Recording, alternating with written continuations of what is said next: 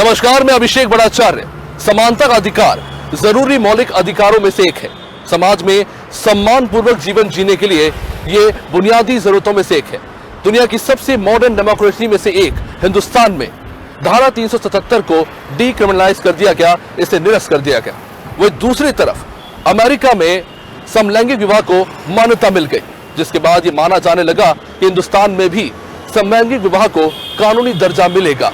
लेकिन लगता है कि LGBTQ समुदाय को फिलहाल थोड़ा और इंतजार करना होगा। तो आइए समझते हैं समलैंगिक विवाह के इस केस में क्या रही दलीलें और सुप्रीम कोर्ट ने अपने फैसले में क्या कुछ कहा। फैसला 2023 में।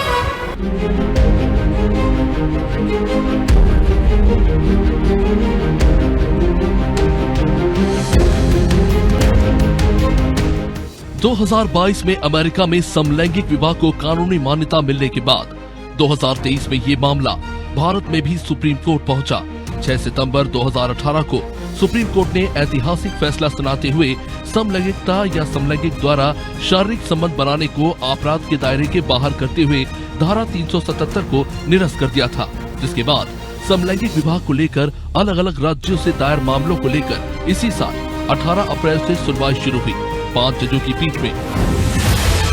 इसमें मुख्य न्यायाधीश DY चंद्रचूड़ के साथ इस पीठ में justice Sanjay Kishan Kaul, justice S Ravindra Bhat, justice PS Narasimha और जस्टिस हिमा कोहली शामिल थे। समलैंगिक विवाह को लेकर कोर्ट में भारत सरकार की तरफ से सॉलिसिटर जनरल तुषार मेहता ने मुख्य रूप से तर्क रखे, जिसके जवाब में समलैंगिक विवाह के पक्ष में याचिकाकर्ताओं की तरफ से मुख्य रूप से ये तर्क सुप्रीम कोर्ट में रखे गए। याचिकाकर्ता की दलील समलैंगिकों की दलील है कि जो अधिकार हेटेरोसेक्सुअल के हैं वही समलैंगिकों के भी हैं, इसलिए उनकी शादी स्पेशल मैरिज एक्ट के तहत रजिस्टर होनी चाहिए। समलैंगिकों की मांग थी कि अपनी पसंद के शख्स से शादी करने का अधिकार उनके समुदाय को मौलिक अधिकार के तौर पर दिया जाए। ऐसा ना करना मानव अधिकार का उल्लंघन है, जिसके जवाब में सरकार की तरफ से दलील विवाह को पारंपरिक रूप से एक पुरुष और एक महिला के बीच एक बंधन के रूप में देखा जाता है, जो लंबे समय से चले आ रहे धार्मिक, सांस्कृतिक और सामाजिक मानदंडों को दर्शाता है। मेहता ने कहा था कि सभी तरह के सामाजिक संबंधों को शादी जैसी मान्यता देने का मौलिक अधिकार नहीं है। सभी तरह के निजी संबंधों को मान्यता देने का सरकार का कोई दायित्व नहीं। समाज में बड़ी संख्या में रिश्ते हैं और सभी को मान्यता देने की जरूरत नहीं है। याचिकाकर्ता की दलील समलैंगिक विवाह पर प्रतिबंध LGBTQ+ समुदाय के संवैधानिक अधिकारों का उल्लंघन करता है। याचिकाकर्ताओं ने तर्क दिया कि विवाह व्यक्तिगत पसंद का मामला होना चाहिए और सामाजिक या कानूनी बाधाओं से निर्धारित नहीं होना चाहिए। सरकार की तरफ से दलील प्यार का अधिकार, साथ रहने का अधिकार, अपना पार्टनर चुनने का अधिकार, अपनी सेक्सुअल ओरिएंटेशन चुनने का अधिकार, ये सभी मौलिक अधिकार है। लेकिन उस रिश्ते को शादी या किसी और नाम से मान्यता देने का कोई मौलिक अधिकार नहीं है। समलैंगिकता को भारतीय आदर्शों और सांस्कृतिक मानदंडों के विपरीत माना जाता है। याचिकाकर्ता की दलील याचिकाकर्ता ने हेटेरोसेक्सुअल जोड़ों के समान समलैंगिक जोड़ों के वैधानिक सुरक्षा की आवश्यकता पर बल दिया।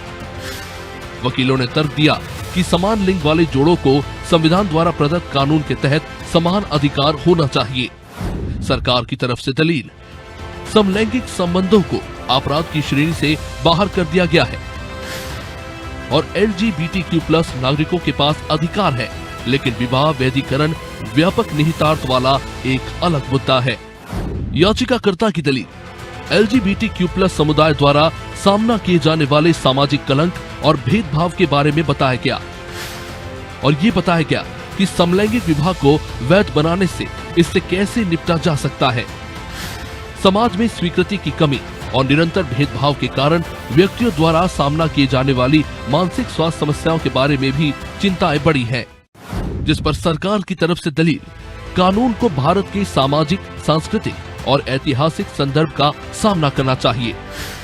विवाह को फिर से परिभाषित करने से मौजूदा कानूनों पर प्रभाव पड़ सकता है। ऐसे में राज्य को रिश्तों के अन्य रूपों को कानूनी रूप से मान्यता देने के लिए मजबूर होना पड़ेगा। मेहता ने धैर्य को प्रोत्साहित करते हुए ये सुझाव दिया कि समय के साथ सामाजिक परिवर्तन और स्वीकृति स्वाभाविक रूप से आएगी। याचिकाकर्ता की दलील, समलैंगिक जोड़ों को गोद लेने और परिवार बनाने के अधिकारों की वकालत की गई। याचिकाकर्ता ने इस बात पर प्रकाश डाला कि कैसे वर्तमान कानून समान लिंग वाले जोड़ों को आर्थिक लाभ से वंचित करता है। याचिकाकर्ता के वकील ने जोर देकर कहा कि अदालत को LGBTQ+ व्यक्तियों के खिलाफ भेदभाव करने वाले कानूनों के लिए सख्त जांच मानक लागू करना चाहिए। सरकार की तरफ से दलील, अगर गोद लिए गए बच्चे की कस्टडी एक मां के पास जाती है तो देखना होगा कि मां कौन है। मां वो होगी जिसे हम समझते हैं और विधायिका में भी वही समझा है। लेकिन लेस्बियन कपल में ये कैसे तय होगा कि मां कौन है? ऐसे में बच्चे के पालन पोषण को लेकर चिंताएं बढ़ जाएंगी। समान लिंग वाले जोड़ों की कानूनी मान्यता बच्चों और किशोरों के रिश्ते के मानदंडों की समझ को प्रभावित कर सकती है। सॉलिसिटर जनरल तुषार मेहता ने कहा कि इस मामले में विधायिका को नीतिगत निर्णय लेना चाहिए, न कि न्यायपालिका को। याचिकाकर्ता की दलील, याचिकाकर्ता ने समलैंगिक विवाह के प्रति विकसित हो रहे वैश्विक रुझान और स्वीकार्यता का उल्लेख किया और इस बात पर जोर दिया कि राइट टू प्राइवेसी व्यक्ति के सेक्सुअल ओरिएंटेशन को भी कवर करता है। याचिकाकर्ता ने इस तर्क का खंडन किया कि समलैंगिक विवाह होने से यह विवाह की संस्था को कमजोर करेगा, जिस पर सरकार की तरफ से दलील, सरकार की तरफ से पक्ष रखते हुए ये बताया गया कि दुनिया भर में केवल कुछ ही देशों ने समलैंगिक विवाह को वैध बनाया है। तुषार मेहता ने तर्क दिया कि क्या विशेष वर्ग में तलाक का कानून भी सभी लोगों के लिए एक सा बन सकता है? ट्रांस मैरिज में पत्नी कौन होगा? गे मैरिज में कौन पत्नी होगा? इसका दूरगामी प्रभाव होगा। मौजूदा कानून में पत्नी गुजारा भत्ता मांग सकती है, लेकिन समलैंगिक शादियों में क्या होगा? विवाह एक संस्था के रूप में प्रजनन के सामाजिक उद्देश्य को पूरा करता है, जो समलैंगिक विवाह में संभव नहीं होगा। याचिकाकर्ता की दलील, याचिकाकर्ता ने सामाजिक वैधता की आवश्यकता पर जोर दिया, जो कानूनी मान्यता के माध्यम से आ सकती है। LGBTQ+ समुदाय के बारे में नकारात्मक रूढ़िवादी मानसिकता को अमान्य करने की आवश्यकता पर याचिकाकर्ता ने तर्क दिए, जिस पर सरकार की तरफ से दलील, समलैंगिक विवाह को वैध बनाने के पक्ष में भारी सामाजिक सहमति की कमी भी एक महत्वपूर्ण पहलू है। भारत की विशाल आबादी में विभिन्न मान्यताएं और जटिलताएं हैं, इसलिए कानून को भारत के सामाजिक, सांस्कृतिक और ऐतिहासिक संदर्भ का सम्मान करना चाहिए। याचिकाकर्ता की दलील, नवतेज जौहर मामले में फैसले को दोहराते हुए याचिकाकर्ताओं ने गरिमापूर्ण जीवन के अपने उचित दावे को दोहराया। भारतीय दंड संहिता की धारा 377 पर फिर से विचार करने की आवश्यकता को स्पष्ट रूप से उठाया गया, ये तर्क देते हुए कि इस संविधान के मौलिक अधिकारों के विपरीत है, जिस पर सरकार की तरफ से दलील, 3 मई को केंद्र सरकार ने सुप्रीम कोर्ट में बताया कि वो कैबिनेट सचिव की अगुवाई में एक कमेटी का गठन करेगी। ये कमेटी इस बात की जांच करेगी कि समलैंगिक जोड़ों की शादी को वैध किए बिना कौन कौन से प्रशासनिक कदम उठाए जा सकते हैं। अक्टूबर को आखिरकार सुप्रीम कोर्ट ने अपना फैसला सुनाते हुए समलैंगिक विवाह को कानूनी मान्यता देने से इनकार कर दिया। 5 जजों की पीठ ने 3-2 के हिसाब से फैसला समलैंगिक विवाह के विरोध में सुनाया। सुप्रीम कोर्ट के 5 जजों ने इस बात पर सहमति जताई कि शादी करने का कोई मौलिक अधिकार नहीं है और 3-2 से सेम सेक्स मैरिज को मान्यता देने से इनकार करते हुए विधायिका द्वारा समलैंगिक विवाह पर निर्णय लेने पर सहमति जताई, जिसमें जस्टिस हिमा कोहली, जस्टिस नरसिंहा की तरह जस्टिस रविंद्र भट्ट सहमत रहे। भारत में भी जो लेफ्ट लिबरल लोग हैं, वो लोग इस बात का प्रयास कर रहे हैं कि सेम सेक्स मैरिज को मान्यता प्रदान की जाए। सभापति महोदय, भारत के अंदर विवाह की संस्था को पवित्र माना गया है और विवाह का मतलब होता है biological man and biological female, उसके बीच का संबंध। यह सदियों पुराना हमारे जो रीति रिवाज रिचुअल्स हैं, जो हमारी प्रथाएं हैं, जो हमारे सांस्कृतिक लोकाचार है। The honorable member is talking about marriage. You need to be more careful. और सामाजिक मूल्यों का हिस्सा है। हिंदू धर्म में भी विवाह को डिवाइन ओरिजिन के रूप में माना गया है। उपसभापति महोदय, मैं आपके माध्यम से सदन का ध्यान इसी रूप में आकृष्ट करना चाहता हूं कि भारत के अंदर same sex marriage is neither recognised nor accepted in any uncodified personal laws like Muslim personal law और any codified statutory laws. Same sex marriage would cause complete havoc with the delicate balance of personal laws in the country. परिवार, बच्चे और बच्चों का पालन पोषण भी इससे जुड़ा हुआ है. इतना ही नहीं तो adoption, domestic violence, divorce, wife right to stay in marital home, इन सारे चीजों का जो संबंध है वो विवाह संस्था के साथ जुड़ा हुआ है. और साथ ही साथ उपसभापति महोदय, और इसलिए मैं आपके माध्यम से यही कहना चाहूंगा कि 2 जज बैठकर इस प्रकार के सामाजिक मुद्दों पर निर्णय नहीं ले सकते हैं. संसद में इस पर डिबेट होनी चाहिए, समाज में इस पर डिबेट होनी चाहिए. कुछ लेफ्ट लिबरल डेमोक्रेटिक लोग और जो एक्टिविस्ट लोग हैं वो भारत को पश्चिम का अनुसरण करते हुए इस प्रकार के कानून को लागू कराना चाहते हैं. कोर्ट ने कहा कि हर संस्था में समय के साथ बदलाव आता है. विवाह भी ऐसी ही संस्था है. पिछले 200 सालों में सती प्रथा खत्म होने, विधवा विवाह से लेकर अंतरधार्मिक, अंतरजातीय विवाह तक ये बदलाव हुए हैं. स्पेशल मैरिज एक्ट के तहत समलैंगिक विवाह को दर्जा दिया जाना चाहिए या नहीं, इस पर सुप्रीम कोर्ट ने कहा कि ये सब विषय संसद के देखने के हैं. लेकिन ये जरूरी है कि सरकार इस तरह के संबंधों को कानूनी दर्जा दे ताकि उन्हें भी जरूरी कानूनी अधिकार मिल सके.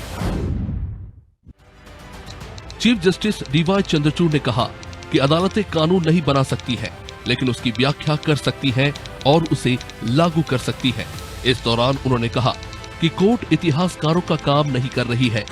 सती और विधवा पुनर्विवाह से लेकर अंतरधार्मिक विवाह तक विवाह का रूप बदल गया है.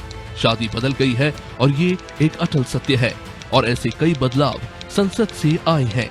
कई वर्ग इन बदलावों के विरोध में रहे, लेकिन फिर भी इसमें बदलाव आया है.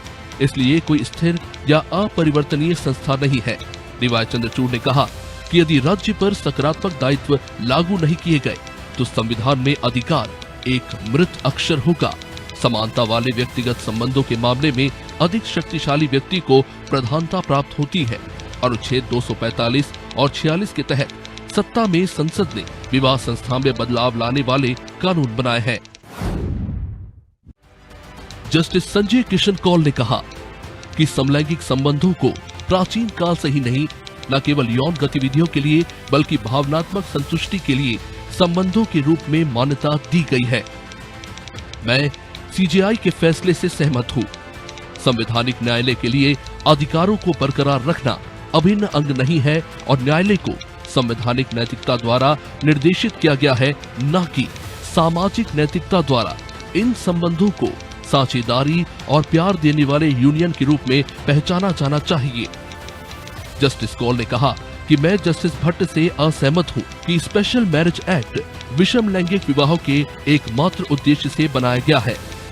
गैर विषम लैंगिक और विषम लैंगिक रिलेशनशिप को एक ही सिक्के के दोनों पहलू के रूप में देखा जाना चाहिए. मैं भारत के मुख्य न्यायाधीश से पूरी तरह सहमत हूं कि एक भेदभाव विरोधी कानून की आवश्यकता है.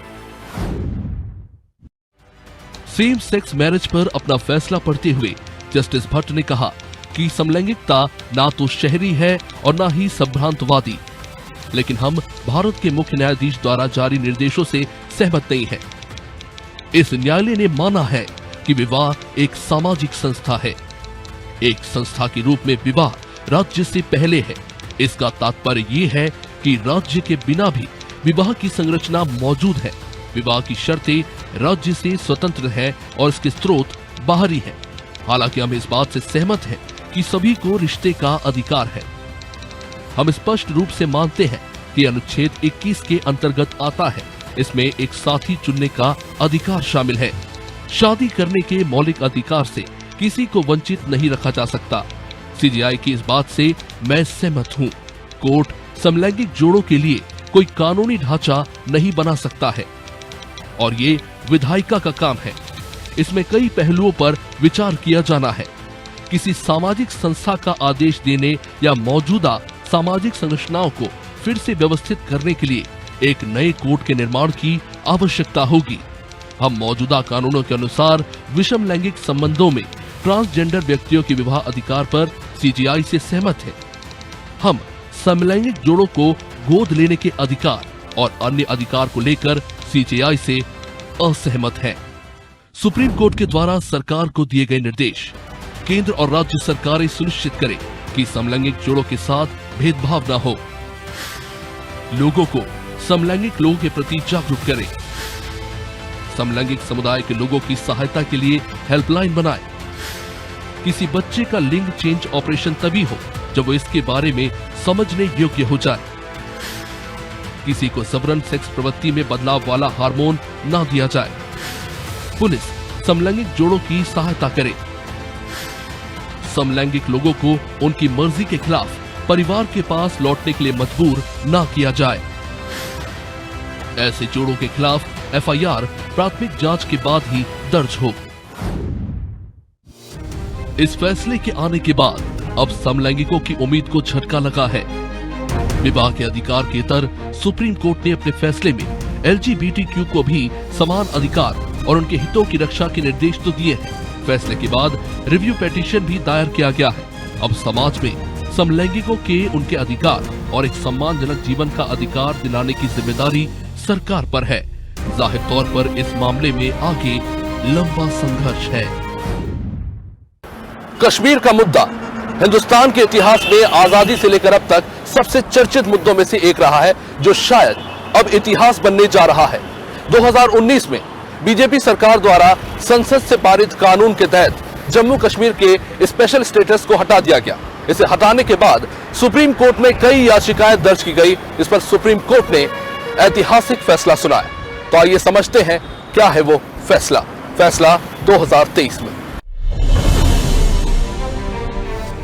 भारतीय इतिहास के सबसे चर्चित राजनीतिक मुद्दे कश्मीर को लेकर 2019 में संसद में ऐतिहासिक बिल पास हुआ, जिसके तहत जम्मू कश्मीर के विशेष राज्य के अधिकार को निरस्त कर दिया गया।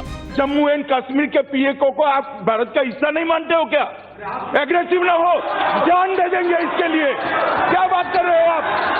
एग्रेसिव होने की क्या बात कर रहे हो? जान दे देंगे इसके लिए। 5 अगस्त 2019 को मोदी सरकार ने जम्मू कश्मीर से अनुच्छेद 370 के प्रभाव को खत्म कर दिया। साथ ही राज्य को 2 हिस्से जम्मू कश्मीर और लद्दाख में बांट दिया और दोनों को केंद्र शासित प्रदेश बना दिया गया। केंद्र के इस फैसले के खिलाफ सुप्रीम कोर्ट में कुल 23 अर्जियां दर्ज की गयी। इस पर 5 जजों की पीठ ने सुनवाई की। 5 जजों की पीठ में मुख्य न्यायाधीश डीवाई चंद्रचूड़ के साथ justice Sanjay Kishan Kaul, justice Sanjeev Khanna, justice BR Gavai और जस्टिस सूर्यकांत ने सुनवाई की। इस केस में फैसले के खिलाफ सुप्रीम कोर्ट के सामने ये मुख्य सवाल थे। अनुच्छेद 370 संविधान में स्थायी प्रावधान बन गया, तो क्या संसद के पास अनुच्छेद 370 में संशोधन करने की शक्ति है? क्या संसद के पास राज्य सूची के किसी आइटम पर कानून बनाने की कोई ताकत नहीं है? केंद्र शासित प्रदेश कब तक अस्तित्व में रह सकता है? तब जब वहां कोई संविधान सभा मौजूद ही नहीं है जिसकी सहमति ऐसा कदम उठाने से पहले जरूरी होती है। संविधान सभा की अनुपस्थिति में अनुच्छेद 370 को हटाने की सिफारिश कौन कर सकता है? 1957 में जम्मू कश्मीर संविधान सभा का कार्यकाल समाप्त होने के बाद धारा 370 स्थायी कैसे हो सकता है? केंद्र सरकार की तरफ से अटॉर्नी जनरल R वेंकटरमणी और सॉलिसिटर जनरल तुषार मेहता ने जिरह की। इसके अलावा कई संगठनों ने भी केंद्र के फैसले के समर्थन में अपना पक्ष रखा। ऐसे संगठनों के लिए हरीश साल्वे, राकेश द्विवेदी और महेश जेठमलानी जैसे कई बड़े वकील पेश हुए।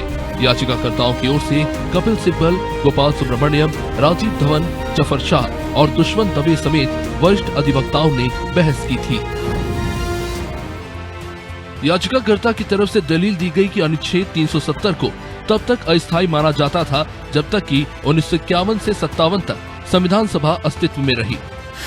जम्मू कश्मीर की संविधान सभा ने इसे निरस्त करने के बारे में निर्णय नहीं लिया। क्योंकि कोई निर्णय नहीं लिया गया, इसलिए ये स्थायी हो गया। ऐसे में अनुच्छेद 370 को लेकर फैसला या परिवर्तन करने के लिए कोई संवैधानिक प्रक्रिया नहीं बची थी। और परिवर्तन संभव है भी तो वो केवल राजनीतिक प्रक्रिया के माध्यम से। जिस पर सरकार ने दलील दी कि यह तथ्य कि संसद कानून बनाते समय राज्य सूची की किसी वस्तु को नहीं छू सकती, इस तथ्य से पीछे हटती है कि इन सभी राज्यों ने संप्रभुता भारत के प्रभुत्व को सौंप दी है। कानून बनाने की शक्ति पर रोक संविधान की योजना में निहित है। 1997 में जम्मू कश्मीर संविधान सभा का अस्तित्व समाप्त होने के बाद अगर अनुच्छेद 370 स्थायी हो गया तो तत्कालीन राज्य को लेकर समय समय पर किए गए संविधान संशोधन इस तर्क को गलत साबित करते हैं कि अनुच्छेद 370 स्थायी है। याचिकाकर्ता की दलील की निर्णय लेने वाला मुख्य मुद्दा ये है कि क्या संसद संशोधन करने के लिए संविधान सभा की भूमिका निभा सकती थी। संसद स्वयं को संविधान सभा में परिवर्तित नहीं कर सकती थी। ये स्वीकार करना कि वो ऐसा कर सकता है देश के भविष्य पर भारी परिणाम होंगे। ये राजनीति से प्रेरित तरीके से की गई संविधान के साथ धोखाधड़ी थी। सरकार की तरफ से दलील ये तर्क कि जिस तरह से राष्ट्रपति की उद्घोषणाएं जारी की गई वो संविधान के साथ धोखाधड़ी थी, पूरी तरह गलत है। नियत प्रक्रिया के तहत कदम उठाए गए। भारतीय संविधान का मसौदा तैयार करने के लिए गठित संविधान सभा के विपरीत जम्मू कश्मीर संविधान सभा एक पूर्ण संविधान सभा नहीं थी, क्योंकि उस समय तक संप्रभुता का विलय पहले ही हो चुका था। ऐसे में दो संविधान नहीं हो सकते। इससे ये बात स्पष्ट होती है कि अनुच्छेद 370(3) में संविधान सभा शब्द को केवल विधानसभा के रूप में पढ़ा जा सकता है। याचिकाकर्ता ने दलील दी कि अनुच्छेद 370 ने जम्मू कश्मीर के लिए कानून बनाने की संसद की शक्ति के संबंध में सीमाएं प्रदान की। किसी विषय वस्तु पर कानून बनाने के लिए जो विलय पत्र द्वारा कवर नहीं किया गया, राज्य सरकार की सहमति, जिसका अर्थ है मंत्री परिषद के माध्यम से राज्य के लोगों की सहमति, जो जरूरी है। केंद्र सरकार ने सुप्रीम कोर्ट में कहा कि याचिकाकर्ता का ये कहना कि जम्मू कश्मीर के पुनर्गठन में बदलाव के लिए राष्ट्रपति की मंजूरी संविधान के साथ धोखा था, ये पूरी तरह गलत है। इसमें तय प्रक्रिया के साथ कोई छेड़छाड़ नहीं हुई। केंद्र ने तर्क दिया कि जम्मू कश्मीर की संविधान सभा के विघटन से स्वतः ही इसकी विधानसभा बनी थी। केंद्र का दावा है कि इसके आधार पर केंद्र तब फैसले ले सकता है जब राष्ट्रपति शासन लागू हो और विधानसभा स्थगित हो।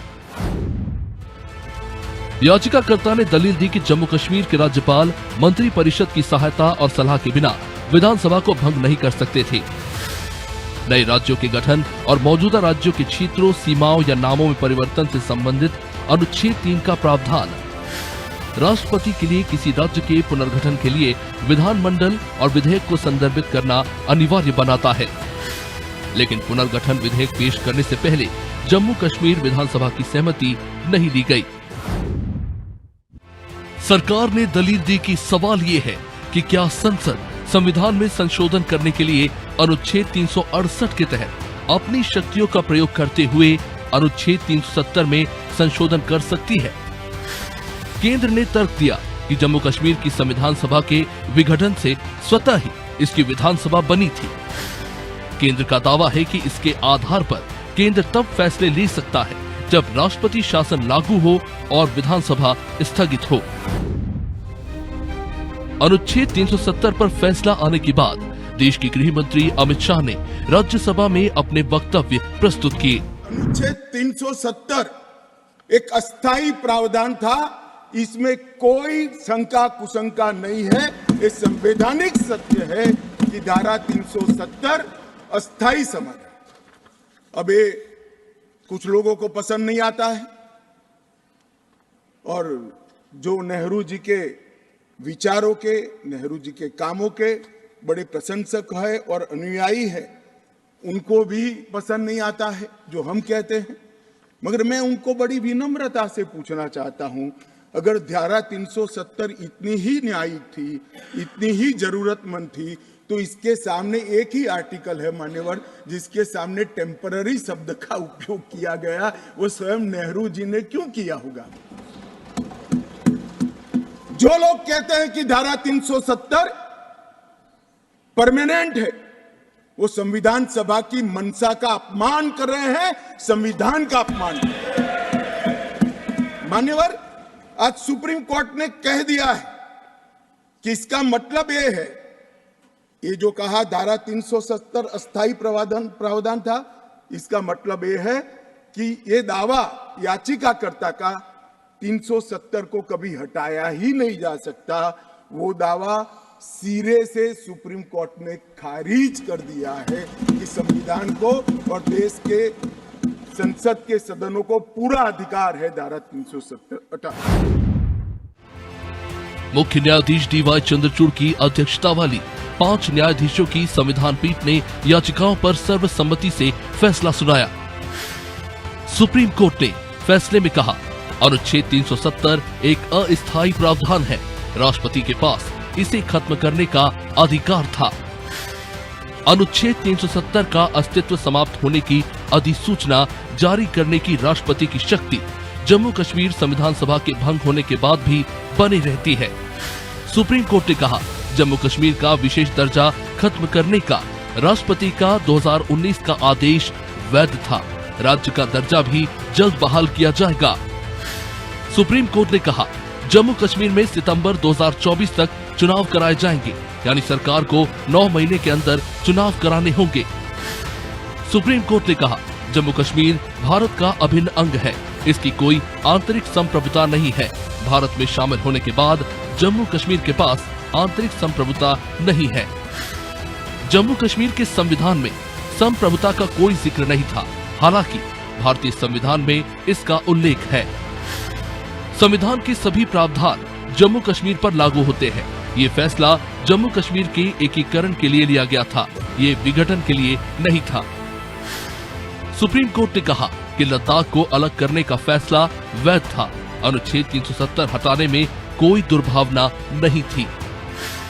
सुप्रीम कोर्ट ने 2018 में जम्मू कश्मीर में लगाए गए राष्ट्रपति शासन की वैधता पर फैसला देने से इनकार कर दिया, क्योंकि इसे याचिकाकर्ताओं ने विशेष रूप से चुनौती नहीं दी थी। सुप्रीम कोर्ट के फैसले के साथ जम्मू कश्मीर से जुड़े अनुच्छेद 370 के मसले का पटाक्षेप हो गया।